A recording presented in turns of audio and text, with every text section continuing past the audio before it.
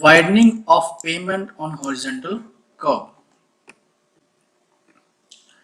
On a horizontal curve, when they are not of very large radii, it is common practice to widen the pavement slightly more than the normal width.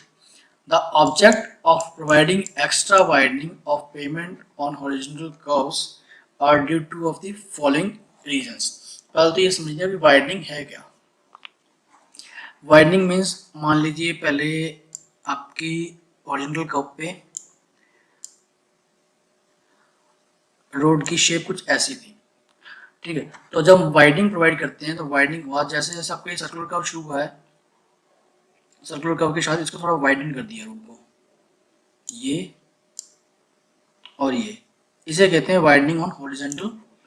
इस पर जो ये widen किया ये widen किया, this is the widening of payment on horizontal curve outer side पे और inner side पे. अब पेमेंट की इनर साइड और आउटर साइड की जो विड्थ को है, नॉर्मल विड्थ को है, थोड़ा इंक्रीज कर देंगे. इंक्रीज क्यों करते हैं? Because of the following reasons. First है जैसे हमारे पास to prevent the of tracking of the real wheel base on the horizontal curve. होता क्या है, जैसे आपका ये व्हीकल है, अब इस आपके फिगर में ये है ओरिजिनल आपकी रोड विड्थ, जो ये पोर्शन और ये पोर्शन शो कर रखा है, this is the widened portion, widening की गई है, ठीक है. फर्स्ट आपका ऑफ ट्रैकिंग है. ऑफ ट्रैकिंग मीन्स जो आपका ये फ्रंट व्हील बेस है, फ्रंट व्हील बेस क्या है, ये आपका होता है फ्लेक्सिबल, और जो आपका रियल बेस होता है वो क्या होता है, rigid.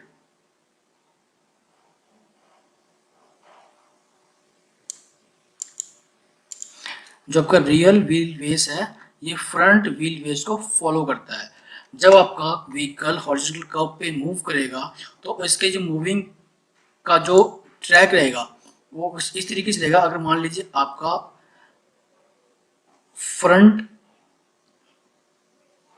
Wheel base, front axle का जो व्हील बेस है, अगर वो आउटर साइड से मूव करके रोड के इनर साइड पे इस तरीके से आता है, तो जब ये आपका आउटर एज पे होगा फ्रंट व्हील बेस का जो आउटर टायर है, तो जो due to rigidity the inner tyre of the real wheel base will be off track from the pavement.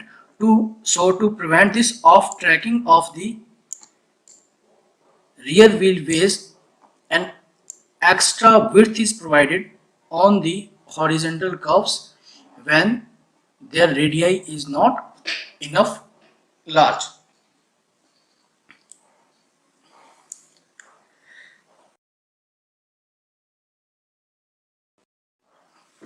Second point है हमारे पास, at speeds higher than design speed when the super elevation and lateral friction developed are not fully able to counteract the outward thrust due to centrifugal force. ठीक है, जब आपका super elevation और lateral friction जो developed on the road and tyre surface are not fully able to counteract the outward thrust, they are not fully able to counteract the outward thrust due to the centrifugal force, then in that case some transverse skidding may occur. अगर वो centrifugal force को control नहीं कर पाएंगी तो एक transverse skidding होगी. Transverse skidding हुई मीन्स जो आपका ये रियर व्हील बेस है व्हीकल का, ये ऑफ ट्रैक होने की कोशिश करेगा. रियर व्हीकल में take the path on the outside of those track by the front wheel, means front wheel का जो ट्रैक हो उसको फॉलो करने के बजाय वो आउटसाइड ऑफ ट्रैकिंग उसकी होगी. तो इस ऑफ ट्रैकिंग को रोकने के लिए at high speeds there should be a some widening on the horizontal curve. The path traced by the wheels on a trailer in case of trailer unit is also likely to be on either side of the central path of towing vehicle. Tractor trolley का जैसे case ले लें हम, तो tractor trolley के case में भी जो आपका ट्रेलर है वो जो आपकी ट्रैक्टर यूनिट है उसके पाथ को फुली फॉलो नहीं करता, तो उस केस में क्या है, उस ऑफ ट्रैकिंग को रोकने के लिए next point, in order to take curved path with large radius and to have greater visibility at the curve. Next is, this is very important, for the greater visibility at the curve. For the greater visibility भी क्यों चाहिए? For the stopping side distance. So for the greater visibility, the widening is also considered. In that case, the drivers have tendency not to follow the central path, as on the horizontal curve the drivers have tendency not to follow the central path of the lane but to use the outside at the beginning of the curve. ठीक है, तो normally करते क्या हम, जब horizontal curve आता है तो हम रोड के सेंटर में तो चलते नहीं है, हम क्या करते हैं, जो उसके आउटर एज है उस तरफ से व्हीकल को मूव करते हैं। क्यों? For the greater visibility, that's why the widening is important for to have greater visibility at the curve, to have the safe stopping side distance. Next is, while two vehicles cross or overtake at horizontal curve, there is a psychological tendency to maintain a greater clearance. So last point जो इसमें widening की importance को show करता है वो क्या है, to maintain a greatest clearance between the vehicles while cross or overtake. जो इन सारे पॉइंट्स को देखें तो इन पॉइंट्स से हमारे पास क्या आता है कंक्लूजन निकल के, कि जो आपकी एक्स्ट्रा वाइडनिंग है पेमेंट की, जो रिक्वायरमेंट एक्स्ट्रा वाइडनिंग की पेमेंट की एट दी हॉरिजॉन्टल कर्व, वो किस किस पे डिपेंड करती है। जो एक्स्ट्रा वाइडनिंग हम शो करते हैं W स्मॉल e से, तो ये आपकी एक्स्ट्रा वाइडनिंग की रिक्वायरमेंट है, किस किस पे डिपेंड कर रही है। फर्स्ट पे डिपेंड कर रही है length of wheel base, wheel base vehicle का जो व्हील बेस है उसकी लेंथ। व्हील बेस मीन्स ये मान लीजिए आपका व्हीकल है, ये इसका फ्रंट एक्सल, ये आपका रियर एक्सल, तो इस लेंथ की हम बात कर रहे हैं, जो व्हील बेस की लेंथ है इस लेंथ पे डिपेंड करेगा, क्योंकि जितनी ये व्हील बेस की लेंथ ज़्यादा होगी उतना ही ऑफ ट्रैकिंग के चांसेस ज़्यादा होंगे, क्योंकि उस केस में आपका जो रियर एक्सल है फ्रंट एक्सल को फुली फॉलो नहीं करेगा due to the rigidity of the rear vehicle rear wheel base. Secondly, radius of curve associated R, दूसरा किस पे, जिस कर्व पे ये व्हीकल मूव करेगा, जिस रेडियस पे ये मूव करेगा ओरिजिनल कर्व के, उस पर डिपेंड करेगा। ठीक है, थर्ड पॉइंट है जिसपे डिपेंड कर रहा है on the psychological factor. Psychological factor means एक तो स्पीड ऑफ द व्हीकल और दूसरा radius of curve, speed and radius of curve. कि extra widening of payment on horizontal curve is divided mainly in two parts, mechanical widening and psychological widening. तो जो factors हमने पीछे study किए उन factors के बेसिस पे एक्स्ट्रा वाइडनिंग को हम दो पार्ट्स में डिवाइड कर सकते हैं, mechanical widening and psychological widening. Mechanical widening means the widening required to account for the of tracking due to rigidity of the wheel base, and it is given by n l square by 2r। यहाँ पे जो आपका n है ये आपकी number of traffic lens. अगर मान लीजिए सिंगल लेन रोड है तो n की वैल्यू 1, अगर ये आपकी 2 लेन है तो n की value 2 for 2 lane. L is the length of wheelbase. It is taken as generally 6 meter if not given. ये आपकी स्टैंडर्ड वैल्यू है। जो L की वैल्यू आपने मैकेनिकल वाइडनिंग के केस में लेंथ ऑफ व्हील बेस आपने 6 मीटर ही यूज करना है। R is the radius of horizontal curve in meter। तो आपकी ये तो थी मैकेनिकल वाइडनिंग। नेक्स्ट देखते हैं साइकोलॉजिकल वाइडनिंग। साइकोलॉजिकल वाइडनिंग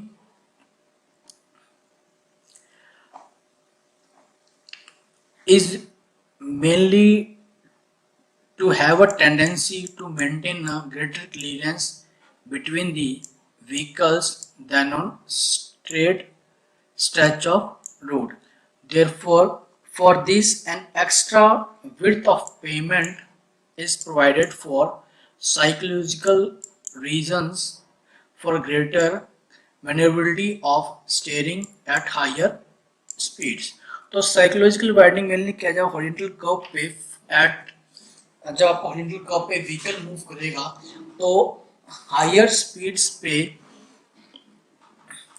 एक ग्रेटर क्लियरेंस चाहिए between the vehicles for a cross और overtake and a stopping side distance. So psychological widening is an important factor in pavements with more than one lane and recommended by IRC by a empirical formula। This psychological widening denoted by WPS is equal to V by 9.5 square root of R। Here V is the design speed of vehicle in kilometer per hour and R is the radius of curve।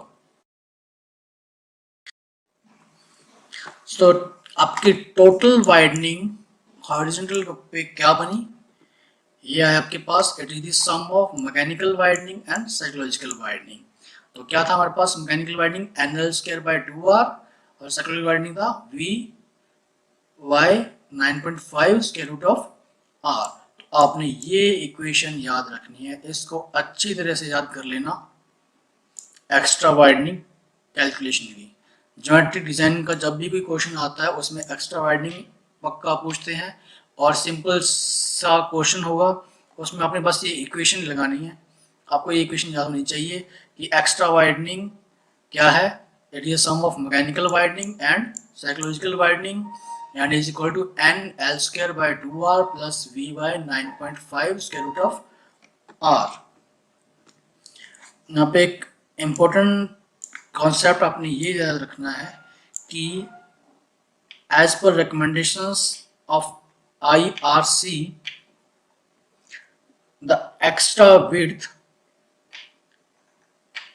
is only provided when the radius of horizontal curve is less than 300 meter। Means जब आपका radius of horizontal curve का radius है अगर वो 300 metre से कम है तो उस केस में एक्स्ट्रा वाइडनिंग प्रोवाइड करनी ही करनी है। ठीक है जी। तो it is recommended by IRC that to have provide the extra width of pavement on horizontal curves when the radius is less than 300 meter। On the basis of IRC recommendations इस table में extra width और widening given है for the corresponding radius of horizontal curves for a 2 lane and a single lane।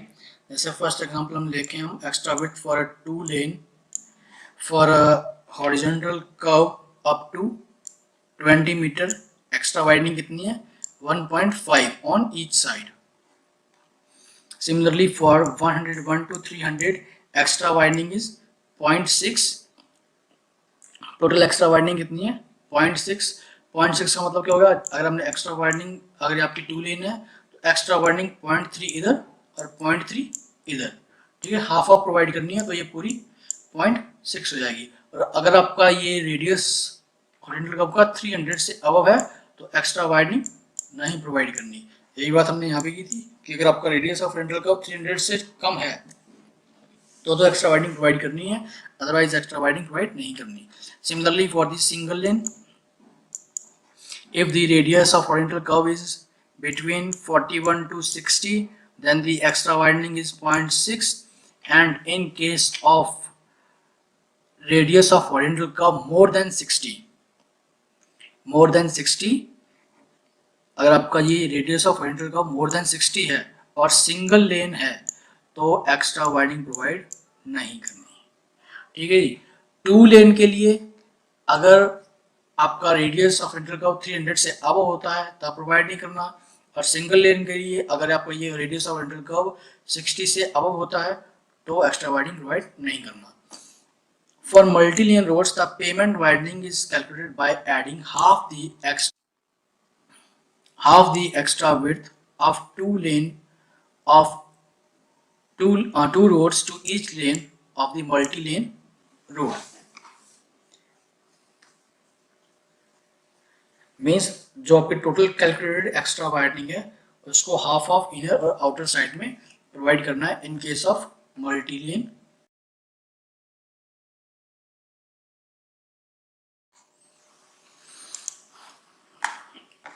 Next है हमारे पास method of introducing extra widening in the field. अब जो extra widening में मैग्नीट्यूड कैलकुलेट किया है इसको हम प्रोवाइड कैसे करेंगे फील्ड में। तो वाइडनिंग इज इंट्रोड्यूस्ड ग्रेजुअली। कैसे?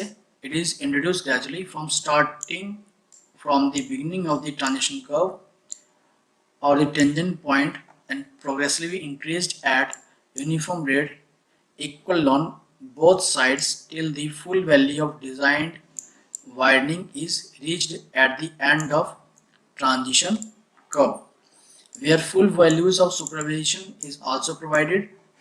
The full value of extra width WE is continued throughout the length of the circular curve and decreased gradually along the length of transition curve. Usually the widening is equally distributed on inner and outer sides of the curve. ठीक है, क्या कहना चाह रहा है ये इसमें? Late B हमारे पास ये स्ट्रेट रोड था पहले। इस स्ट्रेट रोड में एक सर्कुलर कर्व आ गया ये टू चेंज इट्स अलाइनमेंट। अब इस सर्कुलर कर्व के लिए क्या देना पड़ेगा? यहाँ पे सुपर एलिवेशन और एक्स्ट्रा वाइडनिंग। सुपर एलिवेशन दे चुके हैं, अब एक्स्ट्रा वाइडनिंग देनी है।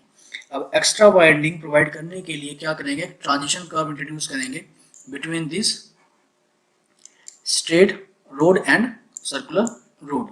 ये ट्रांजिशन कर्व इंट्रोड्यूस किया। अब इस ट्रांजिशन कर्व के साथ मिलने के ट्रांजिशन कर्व होते क्या आपके? ये ट्रांजिशन कर्व्स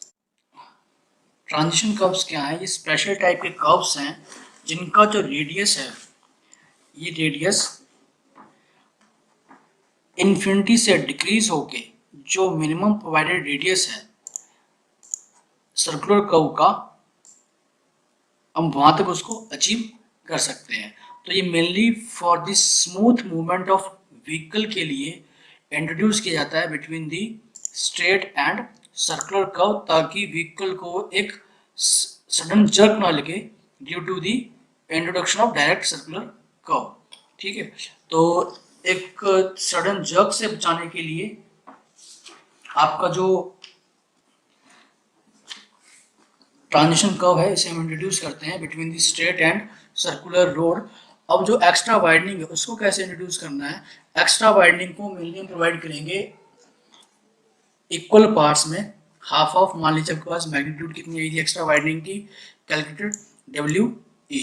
तो WE बाय 2 तो हम एक्स्ट्रा वाइडनिंग प्रोवाइड करेंगे इसकी आउटर साइड में, और WE/2 हम प्रोवाइड करेंगे एक्स्ट्रा वाइडनिंग इसकी इनर साइड में। वो इंट्रोड्यूस कैसे करनी है? जैसे ही आपका ट्रांजिशन कर्व इंट्रोड्यूस हुआ तो ट्रांजिशन कर्व के इंट्रोडक्शन के साथ ही आपकी जो एक्स्ट्रा वाइडनिंग है उसको हम इंट्रोड्यूस कर देंगे, एक्स्ट्रा वाइडनिंग उसकी शुरू कर देंगे। जैसे ये एक्स्ट्रा वाइडनिंग यहाँ से शुरू कर दी, और ये कब तक करना है? जहां पर इसकी maximum value that is WE/2 either side पे आ जाए। ठीक है, इधर भी मान लीजिए आपकी WE/2 आ गई, इधर भी WE/2 आ गई। ठीक है, तो यहाँ पे आपका ट्रांजिशन कब शुरू होता है? सर्कुलर कब शुरू होता है? तो जो ये आपकी मैक्सिमम वैल्यू है एक्स्ट्रा वाइडनिंग की, ये through the whole length of circular curve यही वाइडनिंग हमें रखनी है, WE/2 एंड WE/2। तो जैसे ही आपका सर्कुलर कर्व एंड होगा, मान लीजिए आपका ये यहाँ पे एंड हो रहा है, तो ये जो आपकी एक्स्ट्रा वाइडनिंग थी WE/2, ये देन डिक्रीज होती जाएगी through out the length of transition curve. तो इस तरीके से हम एक्स्ट्रा वाइडनिंग इसमें इंट्रोड्यूस करेंगे सर्कुलर कर्व में। तो अब सर्कुलर कर्व में हम कहीं भी चेक करें तो जो आपकी ये टोटल विड्थ क्या रहेगी, मान लीजिए यहाँ पे या यहाँ पे आपकी टोटल रोड विड्थ क्या रहेगी, W + WE। तो इस तरीके से हम एक्स्ट्रा वाइडनिंग प्रोवाइड करते हैं इन field. Next we have a numerical problem on extra widening. It is given that we have to find the total width of pavement on a horizontal curve for a new national highway to be aligned along a ruling terrain with the ruling minimum radius. Assume the necessary data. तो इस type के questions भी आपको आ सकते हैं, यहाँ पे कोई भी आपको डाटा गिवन नहीं होगा और सिंपली आपको डाटा अज्यूम करना होगा। अब इसमें देखिए क्या करना है, हमें टोटल वाइडनिंग, टोटल विड्थ निकालनी है पेमेंट की। टोटल विड्थ का मतलब क्या होगा, width of pavement plus extra widening. Total width means width of pavement plus extra widening, ठीक है, ये हमें कैलकुलेट करना है। अब विड्थ ऑफ पेमेंट का होगा क्योंकि ये क्या है, नेशनल हाईवे है। नेशनल हाईवे हमने सिंगल लेन या टू लेन नहीं की मैंने, हम अज्यूम कर लेते हैं कि ये टू लेन है। तो टू लेन के केस में नेशनल हाईवे की विड्थ क्या होती है, 7 मीटर। तो 7 मीटर हो जाएगी आपकी पेमेंट विड्थ, और फिर आपको एक्स्ट्रा वाइडनिंग उस पर कैलकुलेट करना पड़ेगा। तो चलिए शुरू करते हैं। पहले हम डाटा अज्यूम करते हैं क्योंकि ये क्या है, नेशनल हाईवे है और ये बात कर रहे हैं for the ruling minimum radius. For national highway ruling minimum radius calculate करना है, तो हमें समझना चाहिए ruling minimum design speed national highway के लिए वो कितनी होगी आपकी 80 किलोमीटर पर आवर, और मैक्सिमम कितनी है, that is 100 kilometre per our. Normal width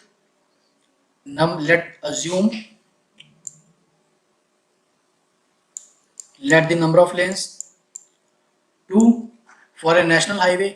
तो नॉर्मल पेमेंट विड्थ कितनी होगी 3, क्योंकि सिंगल लेन की विड्थ कितनी है 3.75 metre for a single lane.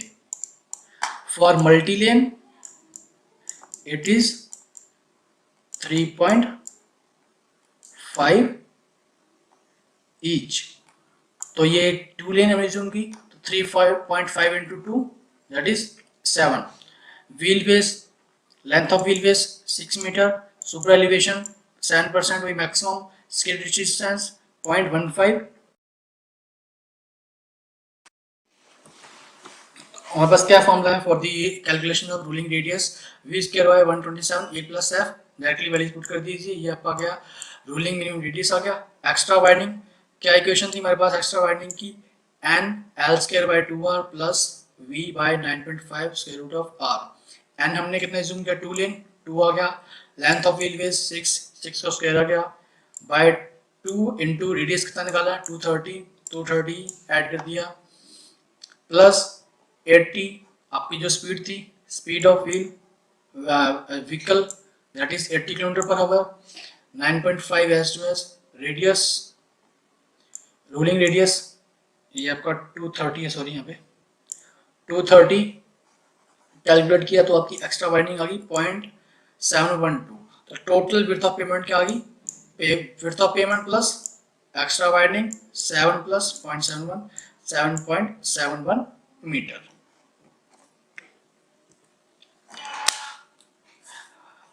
Next हमारे पास ये दो क्वेश्चंस हैं, इन क्वेश्चंस को सॉल्व करके देखना, ट्राई करना ये आपसे हो पा रहे हैं कि नहीं हो पा रहे। फर्स्ट क्वेश्चन में हमें ऑफ ट्रैकिंग कैलकुलेट करनी है व्हीकल की। ऑफ ट्रैकिंग मीन्स यहाँ पे हमें कैलकुलेट करना है ओनली मैकेनिकल वाइडनिंग, ठीक है जी। सेकंड क्वेश्चन में हमें एक्स्ट्रा वाइडनिंग कैलकुलेट करनी है। डिजाइन स्पीड गिवन है 30, radius of circular curve is given 50 metre. और ये कैलकुलेट किसने के लिए करनी है, एक्स्ट्रा वाइडनिंग कैलकुलेट करनी है फॉर अ 2 लेन पेमेंट। और एक मेथड सजेस्ट करना है टू प्रोवाइड दी वाइडनिंग।